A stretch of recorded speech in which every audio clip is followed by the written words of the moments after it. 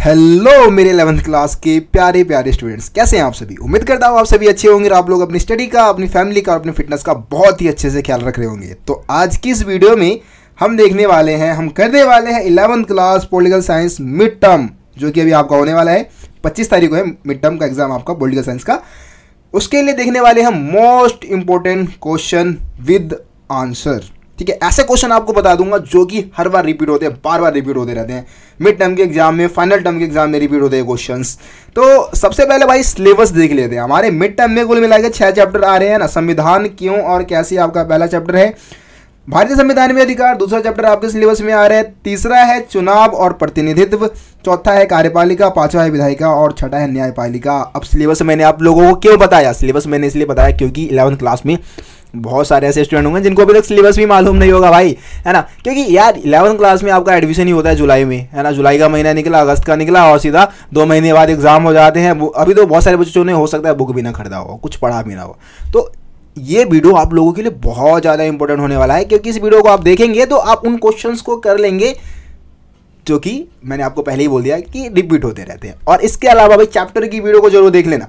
रोशन सा study point पे आपका 11th class political science, history, geography, economics सभी सब्जेक्ट करवाया जा रहा है, आपको मालूम है। खास करके हिस्ट्री पॉलिटिकल साइंस की तो भाई सबसे बेस्ट वीडियो आपको पूरे यूट्यूब पे रोशन सा स्टडी पॉइंट पे प्रोवाइड कराया जाता है। पूरे यूट्यूब पे आपको ऐसा कंटेंट कहीं भी नहीं मिलने वाला। तो चैप्टर की वीडियो देखने का बेनिफिट ये होगा कि आप सारे चैप्टर के कॉन्सेप्ट को समझ लेंगे। फिर तो भाई कहीं से भी क्वेश्चन आ जाए आप रगड़ डालोगे भाई, आप फोड़ डालोगे एग्जाम में, ठीक है ना। तो चैप्टर की वीडियो को जरूर देख लेना। इसके अलावा इंपॉर्टेंट क्वेश्चन आंसर की वीडियो को तो भाई आपको देख के जरूर जाना है, ठीक है। चलिए अब हम शुरू करते हैं, अपने पहले क्वेश्चन को देखना स्टार्ट करते हैं। तो यहाँ पे पहला क्वेश्चन है, हमें संविधान की आवश्यकता क्यों है। देखो इसी क्वेश्चन को ना 2 तरीके से पूछा जाता है। हमें संविधान की आवश्यकता क्यों है, ये तो सिंपल क्वेश्चन हो गया।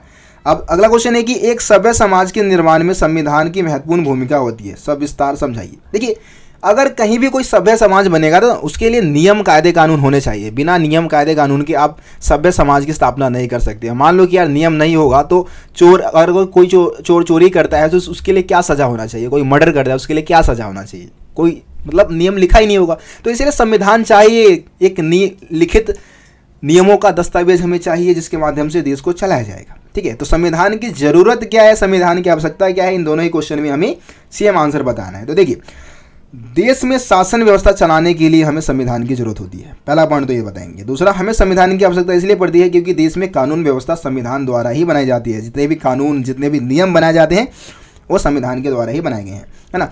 सरकार की शक्तियों का दुरुपयोग रोकने के लिए हमारे को संविधान चाहिए, क्योंकि अगर कोई भी गवर्नमेंट आती है तो वो संविधान के अकॉर्डिंग ही शासन व्यवस्था को चलाती है। अगर वो शासन व्यवस्था को संविधान के अकॉर्डिंग नहीं चलाएगी तो वो सत्ता से बर्खास्त कर दिया जाएगा, है ना। इसके अलावा देश में विभिन्न जाति, धर्म, वर्ग के लोगों के साथ मतलब साथ मिलजुल के रहे, उनके बीच में मतभेद हो तो उस मतभेदों का समाधान हो सके, मतलब लोगों के बीच में तालमेल, अलग अलग धर्म, अलग अलग जाति और अलग अलग वर्ग के लोगों के बीच में तालमेल बना रहे, इसके लिए भी हमें संविधान की जरूरत होती है। इसके अलावा संविधान नागरिकों को मौलिक अधिकार भी प्रदान करता है और बिना मौलिक अधिकार के हमारा जीवन व्यर्थ रहेगा, है ना। अराजकता आ जाएगी, हम कोई भी अपना काम स्वतंत्र रूप से नहीं कर पाएंगे। जैसे कि मौलिक अधिकार में धार्मिक स्वतंत्रता का अधिकार है, समानता का अधिकार है, स्वतंत्रता का अधिकार है, ये सब हमारे मौलिक अधिकार है ना। सरकार, समूह, संगठन के बीच में तालमेल संविधान ही बनाता है ना। सरकार है, कोई समूह है, कोई संगठन है, तो उसके बीच में तालमेल बनाने का काम कौन करता है, संविधान करता है। तो इन सभी कारणों से हमें संविधान की जरूरत होती है। उम्मीद करता हूं आपको पहला क्वेश्चन समझ में आ गया होगा। उसके बाद है अगला क्वेश्चन है, भारतीय संविधान को उधार का थैला क्यों कहा जाता है ना। जो हमारा संविधान है उसको उधार का थैला हम क्यों बोलते हैं। उधार का थैला यानी कि आपने किसी दूसरे से चीज़ें ली है ना, तो उधार का थैला हो जाएगा वो, ठीक है। इसके अलावा इसी क्वेश्चन को दूसरे तरीके से कैसे पूछा जाएगा भैया, तो दूसरा क्वेश्चन है कि सिद्ध कीजिए कि भारतीय संविधान एक पुष्प गुच्छ की भांति, जो पुष्प का जो गुच्छ होता है जिसमें बहुत सारे पुष्प एक साथ रहते हैं, की भांति जिसमें सभी देशों के पुष्प समाहित है ना। एक पुष्प गुच्छ है जिसमें क्या है कि सभी देशों के पुष्प जो है समाहित है। यहाँ पे बस क्वेश्चन के लाइन को द्वारा बदल दिया गया है, पूछना सेम ही चाहता है, सेम ही क्वेश्चन है, ऊपर वाला जो क्वेश्चन है उसी के अकॉर्डिंग हमारे को इसका आंसर देना है कि भारतीय संविधान में बहुत सारी चीज़ें हमने दूसरे देशों से शामिल किया है, उसके बारे में आपको समझा देना है इसमें, ठीक है। तो देखिए भारतीय संविधान को उधार का थैला कहा जाता है क्योंकि भारत का जो संविधान है वो विश्व के अनेक देशों के संविधान से अलग अलग प्रावधान लेकर तैयार किया गया है। हमारे जो नेता लोग थे उन्होंने क्या किया, हर एक संविधान का अध्ययन किया, खास करके डॉक्टर भीमराव अंबेडकर का इसमें खास योगदान रहा है ना। देशों के संविधान का अध्ययन किया और जो चीज़ें उनको लगा कि भाई हमारे समाज के लिए उपयोगी है उसको भारतीय संविधान में ऐड कर दिया। तो यहाँ पे कुछ कुछ एग्जाम्पल मैंने दे दिया, जैसे कि अमेरिका के संविधान से मौलिक अधिकार का प्रावधान लिया गया है। एक ही पॉइंट है, वैसे इसमें और भी आप लिख सकते हैं, जैसे कि स्वतंत्र न्यायपालिका की व्यवस्था भी अमेरिका के संविधान से लिया गया है। न्यायिक पूर्वालोकन की जो शक्ति है वो भी अमेरिका के संविधान से लिया गया है। इसके अलावा सोवियत संघ से हमने मौलिक कर्तव्य का जो प्रावधान है उसको लिया है। आयरलैंड के संविधान से हमने राज्य के नीति निर्देशक तत्व लिए हैं। जर्मनी से हमने आपातकाल की स्थिति, राष्ट्रपति के चुनाव वगैरह की जो व्यवस्था है उसको हमने लिया है। फ्रांस के संविधान से हमने स्वतंत्रता, समानता और बंधुत्व का जो नारा है, जो सिद्धांत है, उसको हमने कहाँ से लिया, फ्रांस के संविधान से। ब्रिटेन के संविधान से हमने चुनाव प्रणाली की व्यवस्था जो है, चुनाव की जो व्यवस्था है, संसदीय व्यवस्था है ना, कानून निर्माण की जो व्यवस्था है उसको हमने ब्रिटेन के संविधान से लिया है। दक्षिण अफ्रीका का जो संविधान है उससे हमने संशोधन की प्रक्रिया को लिया है। तो ये सब चीज़ों को भाई बहुत ही कम से कम देखो, एक एक पॉइंट मैंने बता दिया है किस देश के संविधान से क्या लिया गया, ये भी आप लिख दोगे, नंबर मिल जाएगा। लेकिन आप एक के अलावा 2-3 पॉइंट भी डालोगे तो वो और ज़्यादा बेनिफिशियल रहेगा आप लोगों के लिए, और ज़्यादा मतलब ये कि नंबर कटने का फिर कोई चांस हमारे पास नहीं रहेगा। ठीक है, उम्मीद करता हूँ ये क्वेश्चन भी आपको समझ में आ गया होगा। अब हम अगला क्वेश्चन देखते हैं। अगला क्वेश्चन है भारतीय संविधान की विशेषता बताओ। सिंपल क्वेश्चन है, भारतीय संविधान की क्या विशेषता है। तो देखिए, भारतीय संविधान जो है विश्व का सबसे बड़ा और लिखित संविधान है ना। भारत का संविधान विश्व का सबसे सफल संविधान है। संविधान कभी हमारा फेल नहीं हुआ। जैसे कि नेपाल का संविधान भाई कितनी बार उसको मतलब निरस्त कर दिया गया, फिर लिखा गया, फिर निरस्त किया गया, लेकिन भारत का संविधान लिखा गया था, हमारे नेताओं ने जब लिखा तब से चला आ रहा है, उसमें ज़्यादा कुछ हमारे को चेंजेस करने की ज़रूरत नहीं पड़ी है ना। इसके अलावा भारत का संविधान कठोर है और मतलब ना ज़्यादा कठोर है और ना ज़्यादा लचीला है। जरूरत पड़ने पर इसमें बदलाव भी हो सकता है। ऐसा नहीं है कि हम संविधान में संशोधन नहीं कर सकते हैं है ना। कुछ प्रावधान बहुत कठोर है, कुछ प्रावधान बहुत ही लचीला है जिसमें आसानी से संशोधन हो सकता है। इसके अलावा भारत के संविधान में अलग अलग देशों के मौलिक प्रावधान लिए गए हैं, जैसे कि मौलिक अधिकार, राज्य की नीति निर्देशक तत्व, हमने मतलब अलग अलग देशों से बहुत सारे सिद्धांतों को इसमें लिया है।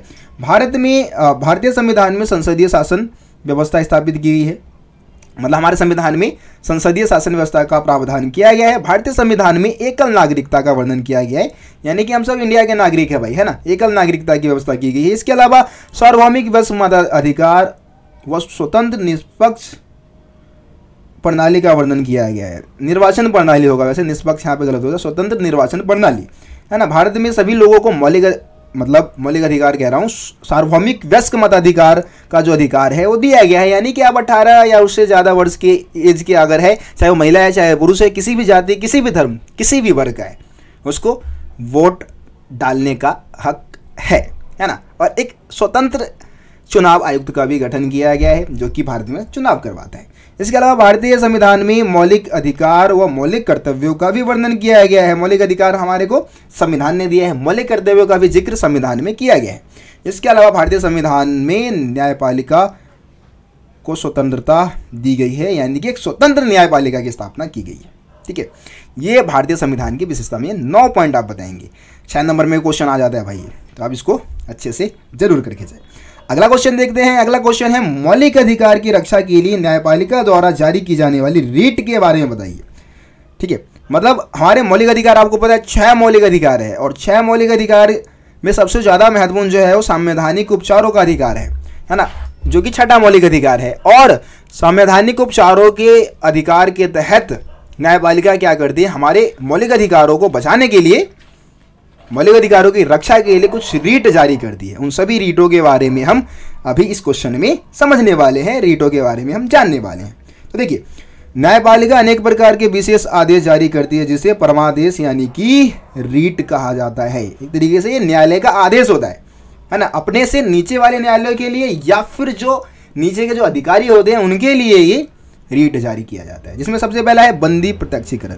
इसमें क्या होता है कि बंदी प्रत्यक्षीकरण के द्वारा न्यायपालिका किसी गिरफ्तार व्यक्ति को न्यायालय के समक्ष प्रस्तुत करने का आदेश देता है, यानी कि जिसको बंदी बनाया गया है उसको निकटतम न्यायालय में पेश किया जाए, और अगर गिरफ्तारी का कारण गैर कानूनी है या असंतोषजनक है तो गिरफ्तार व्यक्ति को तुरंत छोड़ दिया जाए। ये भी आदेश न्यायपालिका देती है। ठीक है, बंदी प्रत्यक्षीकरण के तहत ये जो गिरफ्तार व्यक्ति है उसके लिए ये रीट जारी किया जाता है।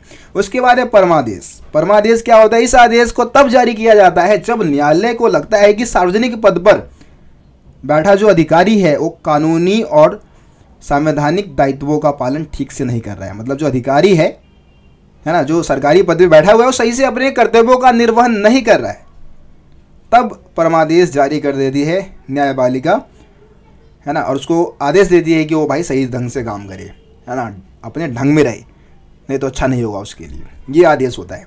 उसके बाद है निषेध आदेश। निषेध मतलब ही होता है मना कर देना, है ना। निषेध का मतलब ही क्या होता है? मना कर देना। अब देखो, जब एक निचली अदालत अपने अधिकार क्षेत्र का अतिक्रमण करके किसी मुकदमे की सुनवाई करती है, मतलब कि कोई निचली अदालत है जिसके अधिकार क्षेत्र में कोई मुकदमा नहीं आता है, लेकिन फिर भी वो क्या कर रहा है? उस मुकदमे की सुनवाई कर रहा है, तो सर्वोच्च न्यायालय या उच्च न्यायालय क्या करती है? एक निषेध आदेश जारी कर देती है कि देख भाई, ये तेरे अधिकार क्षेत्र में नहीं आता है केस, तू इस पर सुनवाई नहीं कर सकता।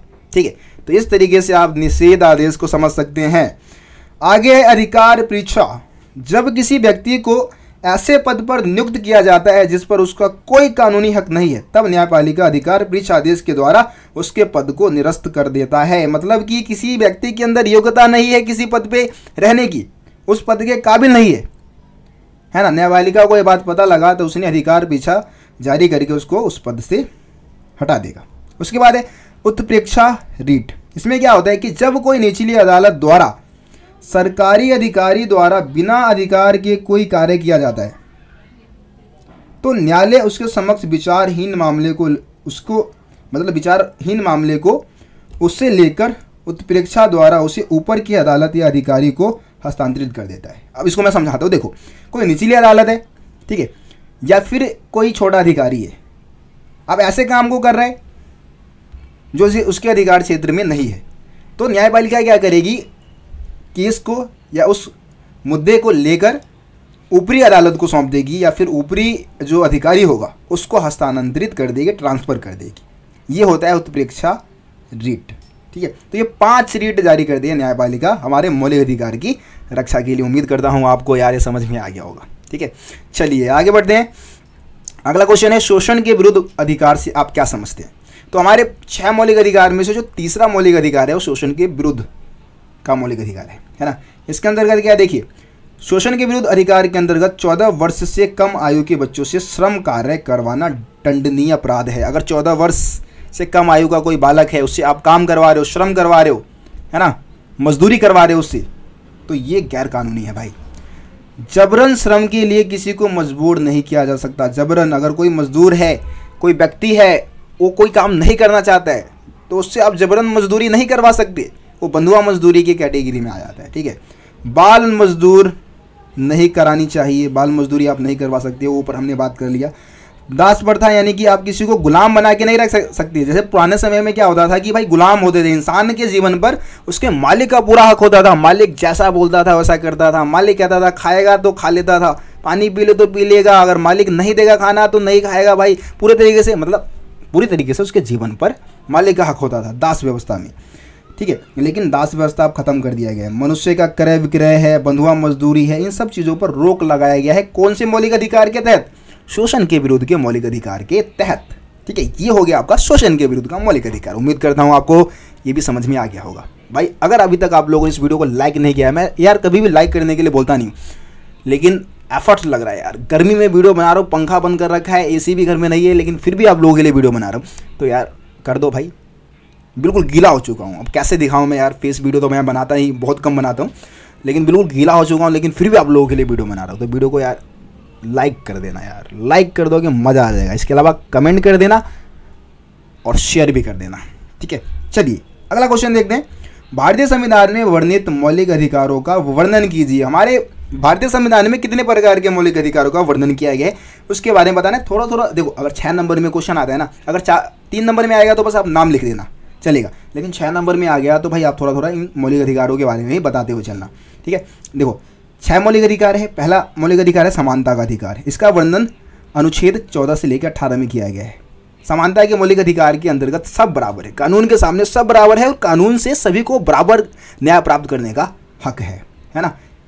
किसी के साथ जाति धर्म के आधार पर भेदभाव नहीं हो सकता है, समानता का है। स्वतंत्रता का अधिकार, ये जो अधिकार है वो 19 से लेके 22 अनुच्छेद में वर्णित किया गया है। स्वतंत्रता का अधिकार का मतलब ये है कि आप देश में कहीं भी घूम सकते हैं, किसी भी धर्म को अपना सकते हैं, किसी भी जाति को अपना सकते हैं, किसी भी वर्ग में शामिल हो सकते हैं, आप कहीं भी रह सकते हैं, कुछ भी खा सकते हैं, कहीं भी काम कर सकते हैं, कुछ भी काम कर सकते हैं, है ना। ये स्वतंत्रता का अधिकार है, यानी कि आपके जीवन पर आपका हक है।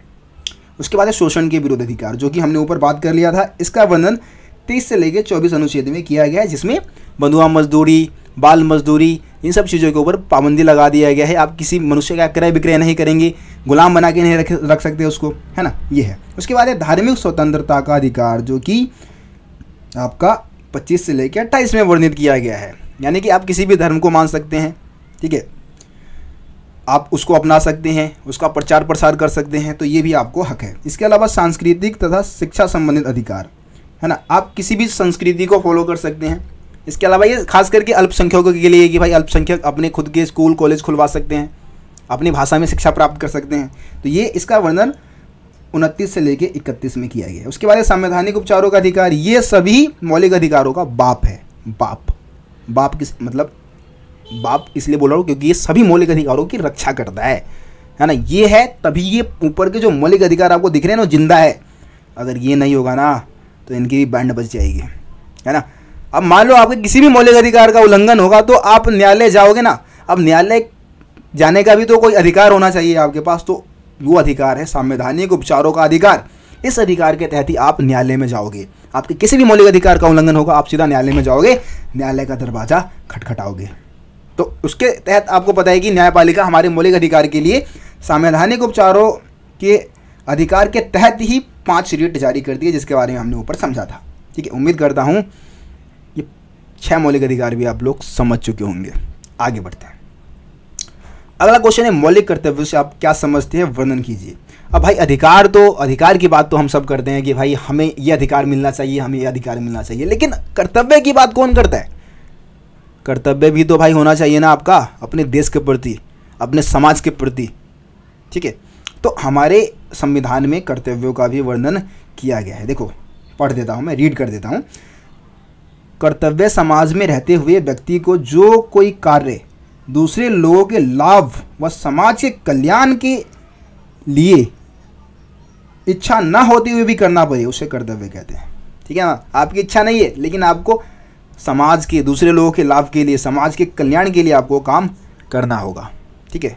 ये हमारे कर्तव्य है, ठीक है। अब देखिए कर्तव्य की अगर हम बात करें, इसको ना 1976 में 42वें संशोधन के द्वारा हमारे संविधान में समावेशित किया गया, मतलब इसको शामिल किया गया था, और 11 मौलिक कर्तव्यों का वर्णन किया गया है। अब देखो कुछ मौलिक कर्तव्य के बारे में यहाँ पे मैंने लिख दिया है, इसके बारे में आप एग्जाम में बता देना। जैसे कि प्रत्येक नागरिकों का कर्तव्य होगा कि वो संविधान का पालन करे, राष्ट्रीय ध्वज और राष्ट्रीय गान का आदर करे, ठीक है। इसके अलावा भारत की प्रभुता, एकता और अखंडता की रक्षा करे। इसके अलावा प्राकृतिक पर्यावरण की रक्षा करे।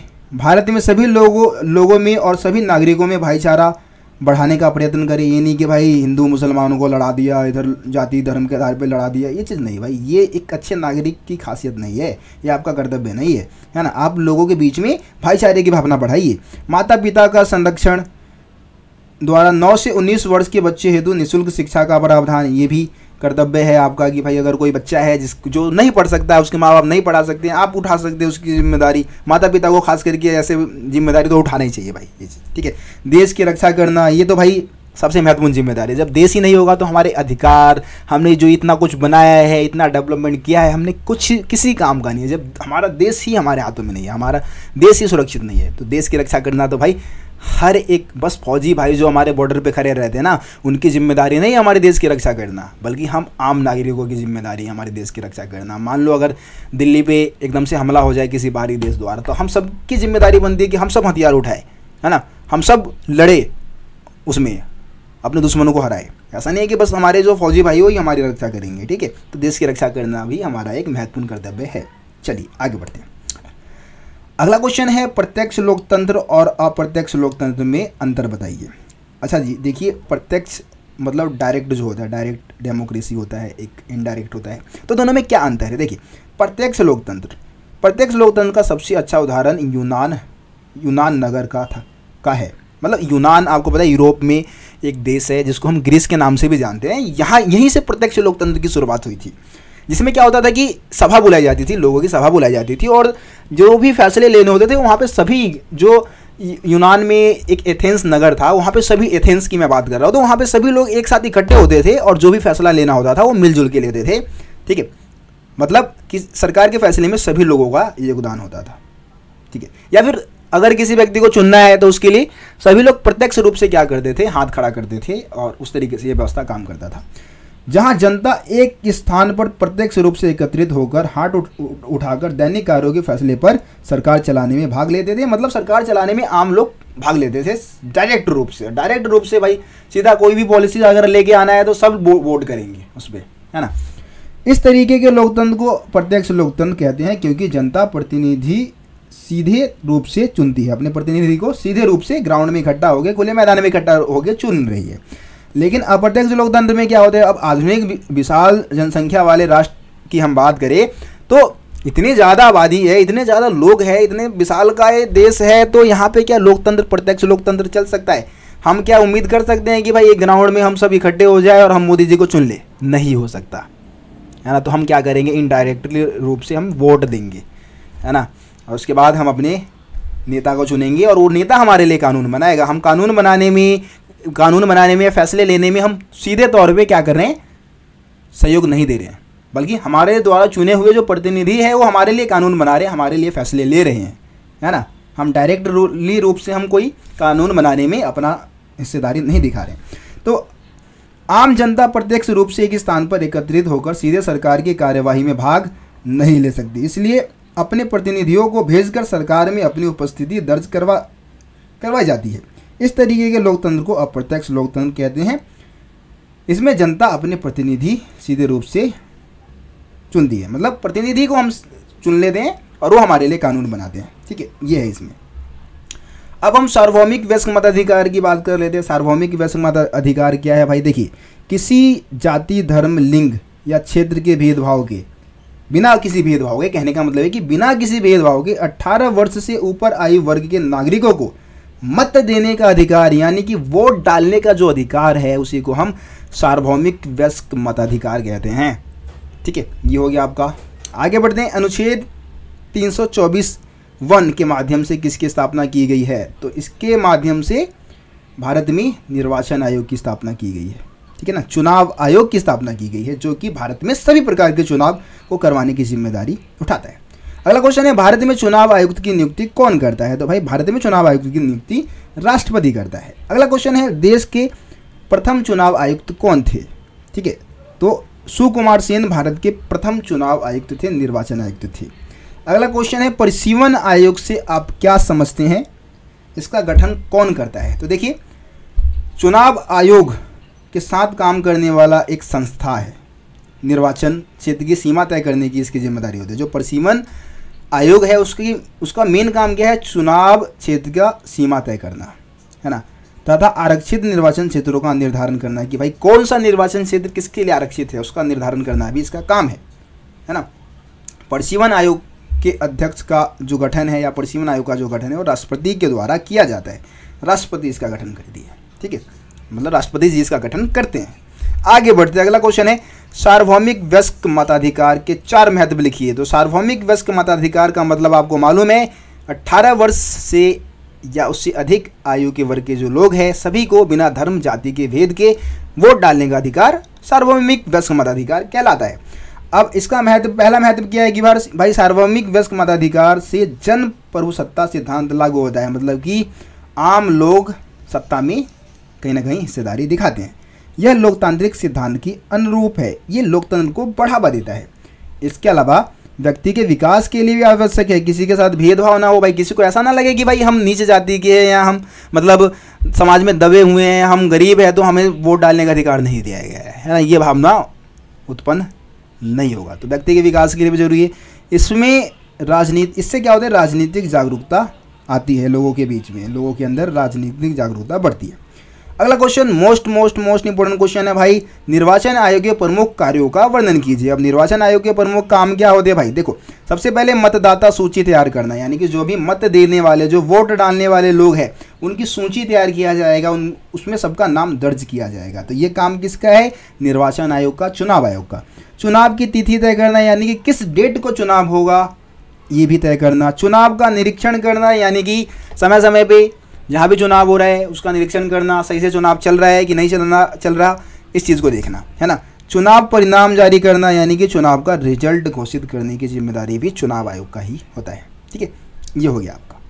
अगला क्वेश्चन देखते हैं। अगला क्वेश्चन है लोकसभा विधानसभा सदस्य बनने के लिए, मतलब लोकसभा और विधानसभा का सदस्य बनने के लिए कौन कौन सी योग्यताएं होनी चाहिए। तो देखिए, भारत का नागरिक हो पहली बात तो, और आयु कितनी हो, 25 वर्ष, अगर आप लोकसभा या फिर विधानसभा का चुनाव लड़ना चाहते हैं तो।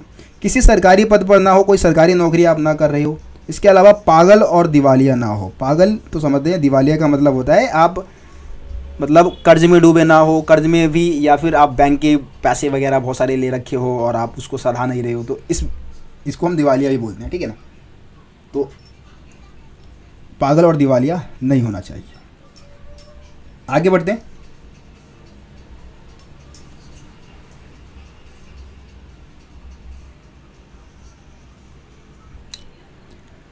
अब अगला क्वेश्चन देखते हैं। अगला क्वेश्चन है भारतीय चुनाव प्रणाली में प्रमुख दोष कौन से हैं, है ना। भारतीय चुनाव प्रणाली में आपको क्या कमियां नजर आती है। तो देखिए, यहाँ पे बहुत सारे कमियों का जिक्र किया गया है। जैसे कि पहला कमी तो भाई वोटों का खरीदा जाना। यहाँ के नेता भी लालची है और लोग भी बहुत सारे लालची होते हैं, है ना, जो 500 के चक्कर में या एक पौवे के चक्कर में, एक अद्धे के चक्कर में, एक शराब की बोतल के चक्कर में अपने वोट को बेच देते हैं। ठीक है, धन का अत्यधिक प्रयोग होता है लोगों को खरीदने के लिए, वोटों को खरीदने के लिए, चुनाव रैलियों के आयोजन करने के लिए और बाकी और भी बहुत सारे फालतू चीज़ों के लिए बहुत पैसे खर्च कर देते हैं चुनाव में। लोग लुभावने वादे करना, नेता लोग क्या करते हैं भाई, लोग मतलब हमें लुभाने के लिए तरह तरह के वादे करेंगे, ये फ्री कर देंगे, वो फ्री कर देंगे, है ना, और इस तरीके से हमारे वोट को ले लेते हैं वो। अपराधियों की बढ़ती भागीदारी, अब हमारे राजनीति में लगातार अपराधियों की संख्या बढ़ रही है। इलेक्शन में विधायक, सांसद जो होते हैं वो सब बाहुबली होते हैं, अपने एरिया के गुंडे होते हैं, है ना, वही चुनाव में जीत रहे हैं, उन्हीं का दबदबा बढ़ रहा है, सांप्रदायिकता फैल रहा है, यानी कि धर्म के आधार पे राजनीति हो रही है। ठीक है, धर्म के आधार पे मारकाट होता है, राजनीति होता है, ये बता सकते हैं आप। सांप्रदायिकता का मतलब आपको पता है क्या होता है। ठीक है, सांप्रदायिकता का मतलब होता है धर्म के आधार पे जो भी चीज़ें हो रही है, जो भी घटनाएं घट रही है। ठीक है, आप उसको समझ सकते हैं। अभी भी धर्म के आधार पे आपको पता है अभी इस समय कितना ज़्यादा कुछ हो रहा है ना। उसके बाद है हिंसा, जाति धर्म के नाम पर वोट। ठीक है, जाति, हम देखते हैं कि भाई कोई भी विधायक अगर खड़ा हुआ है, कोई भी सांसद है, तो वो किस जाति का है। अगर हमारी जाति का है तो हम तभी वोट देंगे। हमारे अगर धर्म का है, अगर हिंदू है तो अगर हम हिंदू है तो हम हिंदू को ही वोट देंगे। हम मुसलमान है तो हम मुसलमानों को वोट देंगे, है ना। हिंसा इतना ज़्यादा होता है, मारकाट होता है, तो ये हमारी चुनाव प्रणाली की कमियाँ है। उम्मीद करता हूँ आपको ये पॉइंट्स भी समझ में आ गया होगा। अगला है कार्यपालिका के प्रमुख प्रकारों का वर्णन कीजिए। कार्यपालिका के कितने प्रकार होते हैं उसके बारे में अपने को समझाना है। चलिए देखिए, कार्यपालिका के यहाँ पे हम 2 प्रकार की बात करने वाले हैं। एक तो है सामूहिक नेतृत्व के सिद्धांत पर आधारित। ठीक है, सामूहिक मतलब पूरा ग्रुप मिलके कार्यपालिका को चला रहे हैं। इसके अलावा व्यक्तिगत नेतृत्व के सिद्धांत पर आधारित। तो जो सामूहिक नेतृत्व के सिद्धांत पर आधारित है उसको हम 2 पार्ट में बांटने वाले हैं। जैसे कि एक संसदात्मक यानी कि संसदीय व्यवस्था है और एक अर्ध अध्यक्षात्मक। ठीक है, तो संसदीय व्यवस्था में क्या होता है, संसदीय कार्यपालिका में सरकार का प्रमुख प्रधानमंत्री होता है। जैसे कि इंडिया की हम बात करें तो सरकार के प्रमुख कौन है, हमारे प्रधानमंत्री है। वह विधायिका में बहुमत दल का नेता होता है। तो जो बहुमत दल का नेता होता है उसी को प्रधानमंत्री चुना जाता है। वह विधायिका के प्रति उत्तरदायी होता है ना, विधायिका के प्रति उत्तरदायी होता है। अगर बहुमत खो देता है तो वो अपनी सरकार को भी खो देगा। ठीक है, जैसे कि इंडिया, एग्जाम्पल के लिए हम इंडिया की बात कर सकते हैं। इसके अलावा अर्ध अधिशात्मक में क्या होगा कि भाई राज्य का जो प्रमुख है वो राष्ट्रपति होगा, लेकिन सरकार का प्रमुख कौन होगा, प्रधानमंत्री होगा। राज्य का, देश का प्रमुख राष्ट्रपति है, सरकार का प्रमुख प्रधानमंत्री है। प्रधानमंत्री तथा उसकी मंत्रिपरिषद विधायिका के प्रति उत्तरदायी होती है, यानी कि जो प्रधानमंत्री है वही शासन को चला रहा है, एक तरीके से विधायिका के प्रति उत्तरदायी तो वही है। जैसे कि इसका एग्जांपल आपका श्रीलंका आप बता सकते हैं। उसके बाद अधिशात्मक व्यवस्था। अधिशात्मक व्यवस्था में क्या होता है कि राष्ट्रपति ही राज्य और सरकार दोनों का प्रमुख होगा, सबसे पावरफुल होगा वो, है ना। राष्ट्रपति सामान्यतः जनता द्वारा निर्वाचित होता है, यानी कि जनता ही उसको चुनती है। वह विधायिका के प्रति उत्तरदायी नहीं होता, ठीक है। तो ये पॉइंट्स आप बताएंगे इसमें।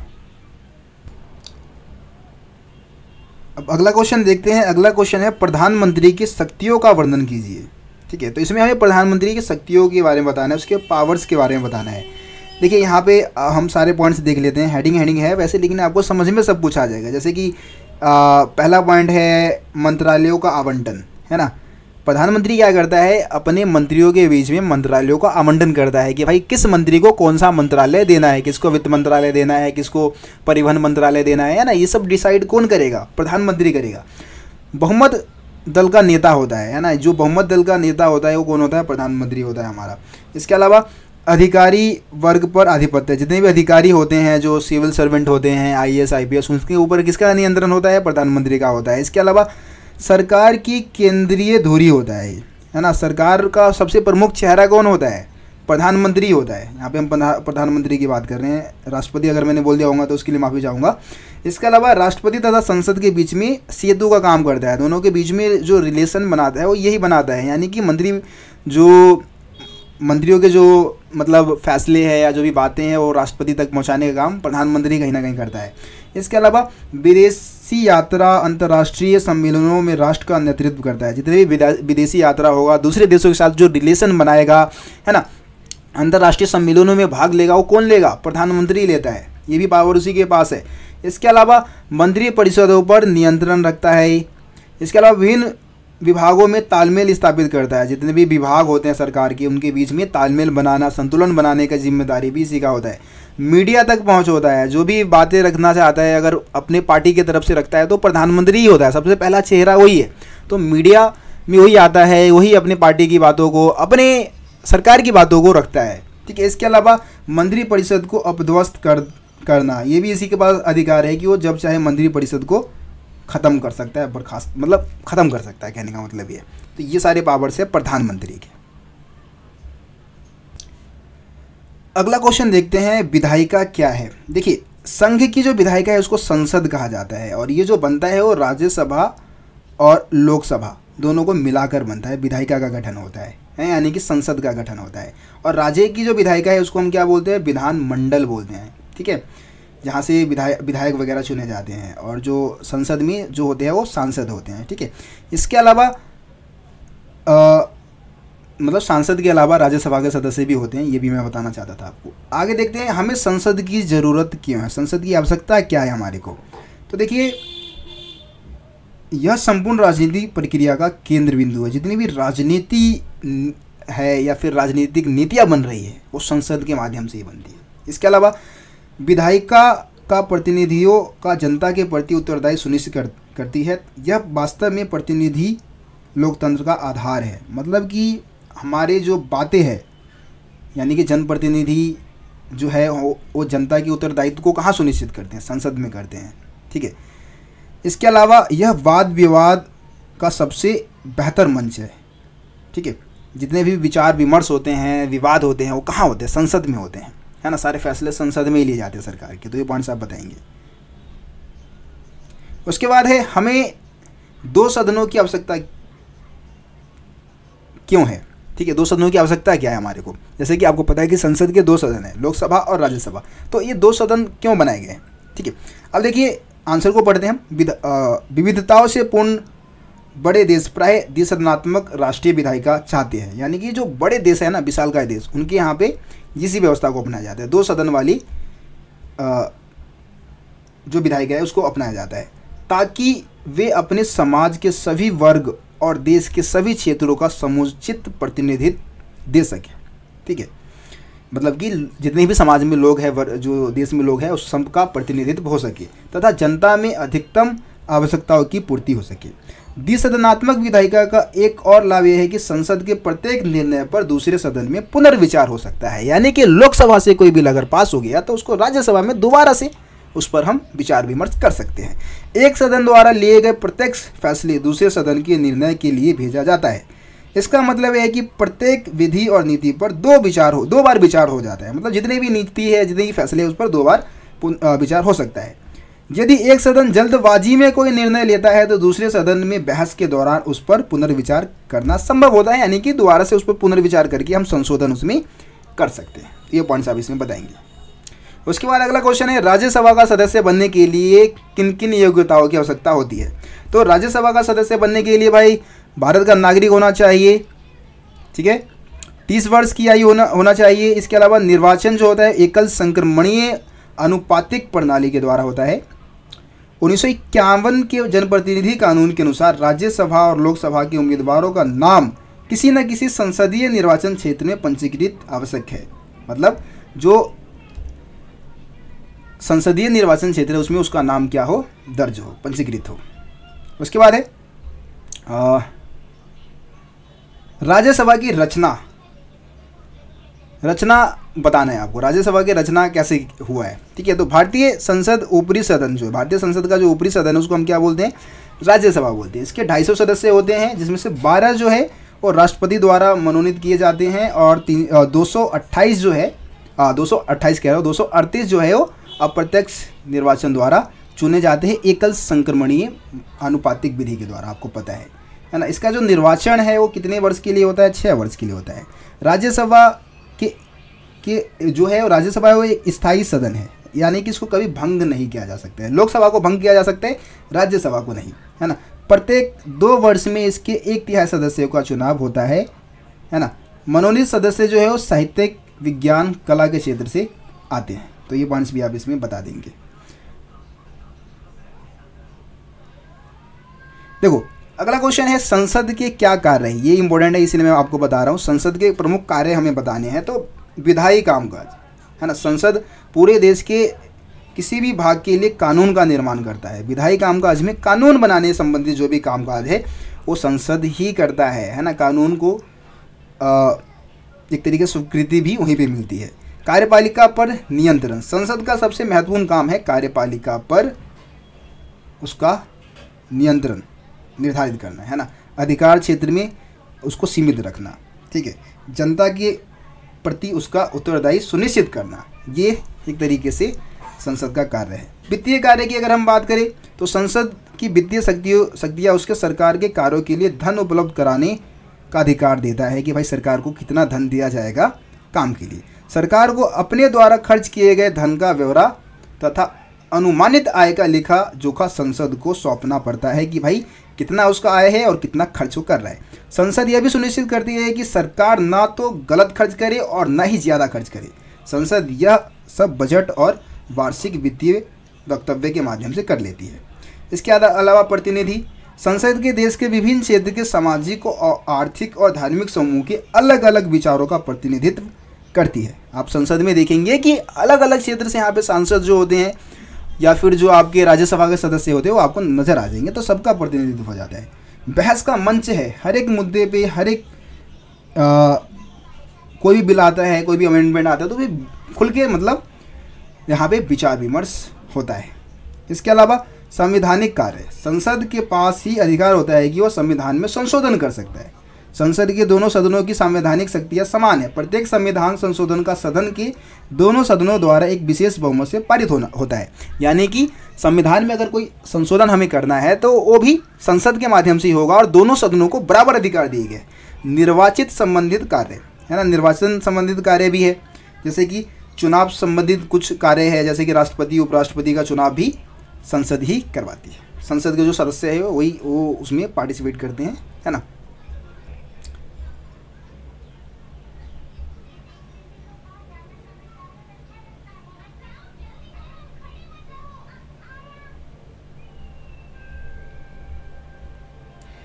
अगला क्वेश्चन है, न्यायपालिका से क्या अभिप्राय है। तो न्यायपालिका शासन का तीसरा प्रमुख अंग है ना। न्यायपालिका एक स्वतंत्र संस्था है। न्यायपालिका व्यक्ति के अधिकारों की रक्षा करता है। न्यायपालिका कानून के कानून के अनुसार विवादों का निपटारा करता है। न्यायपालिका यह निर्धारित करता है कि लोकतंत्र के स्थान पर किसी की तानाशाही ना चले, है ना। तो न्यायपालिका एक संस्था है, सिंपल परिभाषा में आपको बता देता हूँ। न्यायपालिका एक ऐसी संस्था है जो न्याय करने का काम करता है, सिंपल परिभाषा। हमें स्वतंत्र न्यायपालिका की आवश्यकता क्यों होती है, एक स्वतंत्र न्यायपालिका हमें क्यों चाहिए? तो हमें स्वतंत्र न्यायपालिका की आवश्यकता इसलिए होती है ताकि विधायिका और कार्यपालिका दोनों न्यायपालिका के कार्यों में किसी प्रकार की बाधा ना पहुंचाए। यानी कि विधायिका अगर कोई कामकाज कर रही है या फिर कार्यपालिका काम कर रही है तो वो न्यायपालिका के कामकाज में दखल अंदाजी ना दे। सरकार के अन्य अंग न्यायपालिका के फैसलों पर हस्तक्षेप ना करे, यानी कि न्यायपालिका स्वतंत्र रूप से काम कर सके। इसके अलावा जज बिना किसी भय, बिना किसी भेदभाव की अपना फैसला सुना सके। तो इसलिए हमारे को एक स्वतंत्र न्यायपालिका की जरूरत है।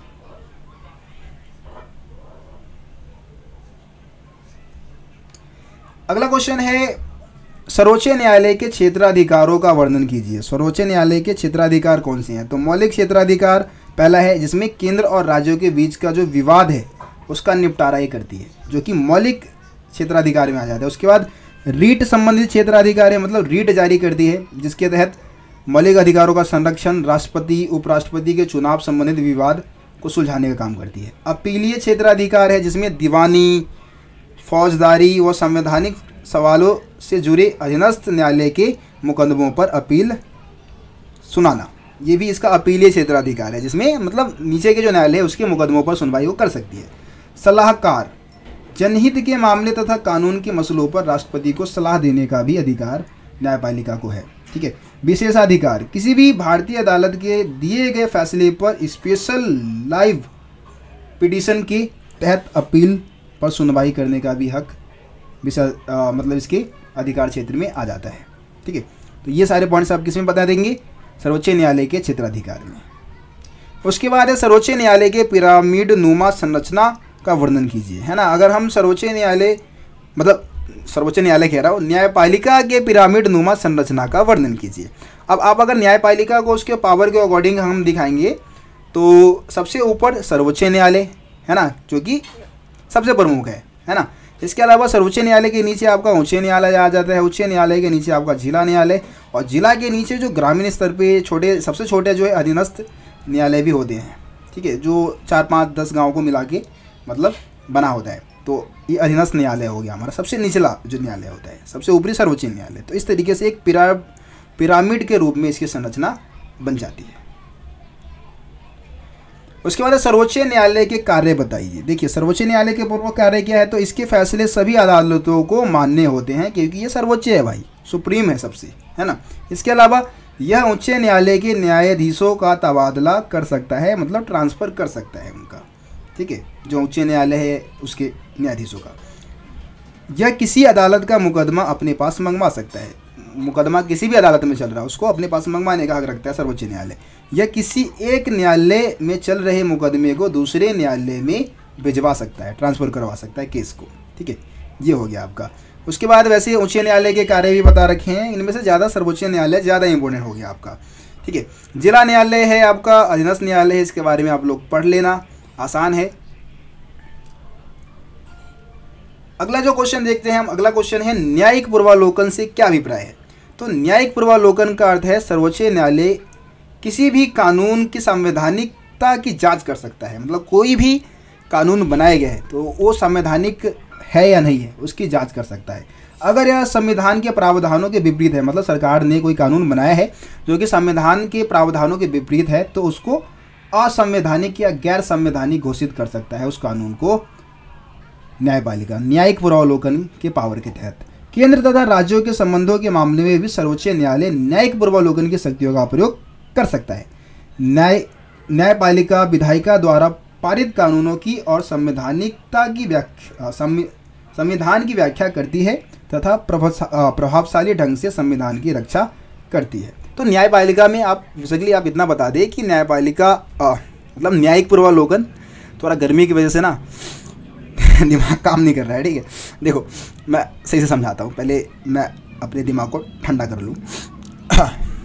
हाँ, तो न्यायिक पूर्वालोकन में बस आपको इतना बताना है कि इसके तहत किसी भी सरकार ने कोई भी कानून बनाया है तो उसके संवैधानिकता की जांच कर सकता है न्यायपालिका, और ये जांच कर सकता है कि वो संविधान के प्रावधानों के अनुरूप है या नहीं।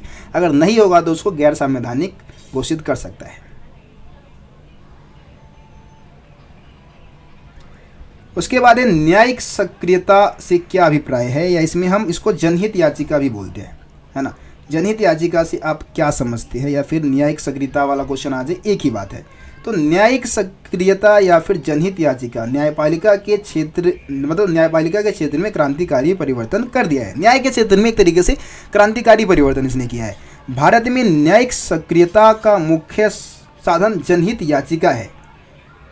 सामान्यतः कोई व्यक्ति अदालत तब जाता है जब उसे कोई व्यक्तिगत नुकसान हुआ हो, या ऐसी स्थिति में वो अदालत में इंसाफ के लिए जाता है। मतलब कहने का मतलब ये है कि कोई व्यक्ति का जब नुकसान होता है, उसका व्यक्तिगत नुकसान होगा ना, तभी वो न्यायालय जाएगा। लेकिन जनहित याचिका के तहत, न्यायिक सक्रियता के तहत जनहित याचिका जारी होता है, जिसमें समस्या किसी और व्यक्ति की है, दूसरा व्यक्ति भी न्यायालय में जा सकता है, ठीक है। लेकिन 1979 के बाद कुछ ऐसे मामले देखे जिसमें पीड़ित व्यक्ति के अलावा दूसरे व्यक्ति ने उसके अधिकारों को लेकर न्यायपालिका के सामने जनहित याचिका रखी और न्यायपालिका ने इस पर विचार किया।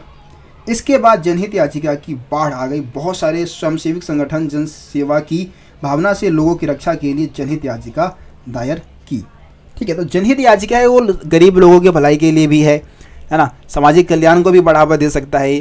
तो जनहित याचिका के बारे में पॉइंट्स आप बताएं। बस इतने क्वेश्चन को आपको करके जाना है। ज़्यादा क्वेश्चन हो चुके हैं, बहुत सारे क्वेश्चन मैं आपको बता चुका हूँ, और जितने भी क्वेश्चन बताए हैं वो काफ़ी ज़्यादा इंपॉर्टेंट थे, ठीक है। आप अगर इन सभी क्वेश्चंस को करके जाते हैं, आपके एग्ज़ाम में इन्हीं में से क्वेश्चंस नज़र आने वाले हैं, ठीक है। तो आप अगर आप चाहे तो इस वीडियो को दोबारा देख सकते हैं, सभी क्वेश्चन को दोबारा से समझ सकते हैं। कोई भी डाउट है तो आप मेरे को कमेंट में बता सकते हैं, ठीक है। बाकी यार वीडियो को लाइक शेयर ज़रूर कर देना, कमेंट में बता देना वीडियो कैसी लगी। मिलते हैं अगली वीडियो में, तब तक के लिए जय हिंद, जय भारत। आप सभी अपना ख्याल रखिए। गर्मी बहुत है भाई, बंद करते हैं इस वीडियो को अब।